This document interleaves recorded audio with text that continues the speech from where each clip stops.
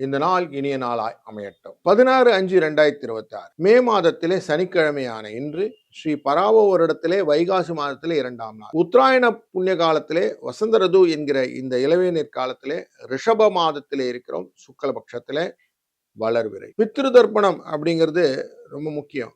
அதுலேயும் தான தர்மங்கள் அன்றைக்கு செய்வது ரொம்ப நல்லது. அப்படிப்பட்ட நாள்ல முன்னோர்களின் ஆசிகளை பெற வேண்டும் அப்படிங்கிறதுனால இன்னைக்கு அமாவாசை. அதனால இன்னைக்கு ரொம்ப நல்ல நாள். அமிர்த யோகம் கூடிய இந்த நாளிலே நீங்கள் செய்யக்கூடிய தான தர்மங்கள் ரொம்ப நல்லது. அதுலேயும் இன்னைக்கு கார்த்திகை நட்சத்திரமும் இருக்கு. கார்த்திகை விரதம் இருப்பதும் ரொம்ப நல்லது. சனிக்கிழமை கார்த்திகை விரதம்ல முருகனை நீங்கள் நினைக்கும் போது நீங்க நினைச்ச காரியம் நடக்கும் அப்படின்னு இருக்கு. அதனால இதையும் இன்னைக்கு பயன்படுத்தி கொள்ளலாம். சதுர்த்தி திதி அப்படிங்கிற திதி 14வது திதி 3:58 காலையில இருக்கும். பின்பு அமாவாசை திதி வந்துவிடும். பரணி என்கிற நட்சத்திரம் இன்னைக்கு மாலை 5:54 வரைக்கும் இருக்கும். பின்பு கார்த்திகை நட்சத்திரம் வரக்கூடிய இந்த நாளிலே நல்ல நேரம் காலை 7:30 8:30 மணி வரை, மாலை நேரத்தில் 9:30 10:30 மணி வரை, ராகு காலம் 9:10, குளிகை நேரம் 6:07, யமகண்டம் 1:03. கிழக்கு பக்கம் செல்பவர்கள் தயிரை அருந்தி செல்வது நல்லது. இன்றைக்கு ரிஷப லக்னத்திலே 4 நாழிகையும் 36 வினாடியும் சூரிய பகவான் இருக்க போகிறார். 5:54 சூரிய உதயம்.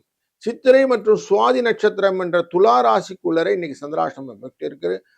இன்றைக்கு கோச்சாரத்தின்படி சூரியனும் புதனும் சேர்ந்து அமர்ந்து கொண்டிருக்கக்கூடிய ரிஷபராசி, சுக்கிரனும் குருவும் அமர்ந்திருக்கிற மீனராசி, மிதுன ராசி மற்றும் சிம்ம ராசியிலே கேது, கும்பராசியிலே ராகு, சனி மீனராசியிலே, செவ்வாய் ஆட்சியிலே மேஷராசி என்ற இந்த நாள் துவங்குகிறது. ஒரு ராசிக்கு எப்படி இருப்பாருன்னு பார்க்க போகிறோம். வாருங்கள். கடக ராசி நண்பர்களே, இன்னைக்கு கொஞ்சம் எக்ஸ்ட்ரா கவனத்துடன் வேலைகள் எல்லாம் செய்தீர்கள்னா நல்லது. ஏன்னா செவ்வாயுடன் சேர்ந்து கொண்டிருக்கிற சந்திர பகவான் பரபரப்பாக இருக்கக்கூடிய சூழ்நிலையை ஏற்படுத்துவார்.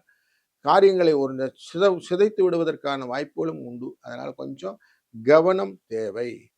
இந்த நாளிலே உங்களுக்கு அமாவாசை தர்ப்பணம் செய்பவர்களுக்கு தர்ப்பணம் செய்து தான தர்மம் செய்வதும், மற்றவர்கள் முன்னோர்களை நினைத்து தான தர்மம் செய்வதும் நல்லது. கார்த்திகை விரதம் இருப்பதும் சிறந்தது. வாழ்க வளம்.